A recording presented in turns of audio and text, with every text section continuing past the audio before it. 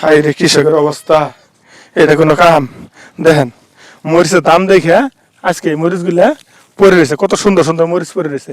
আজকে কৃষক খালি কষ্ট করে মরে, তারা পায় না একটু শান্তি, পায় না একটু কোনো কিছু, দাম পায় না। দেখেন আজকে কৃষকের কত সুন্দর সুন্দর মরিচ পড়ে রয়েছে। এই যে ছাগল চড়ে খাইতেছে, ছাগলে এগুলো মরিচ পাড়াইতেছে, নষ্ট করতেছে।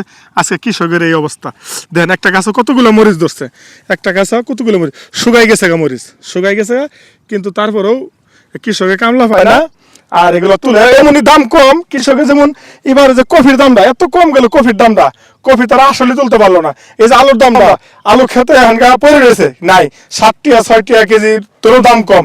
এই আলু আমরা শহরে কিনে খাই একটু দাম বেশি দিয়ে।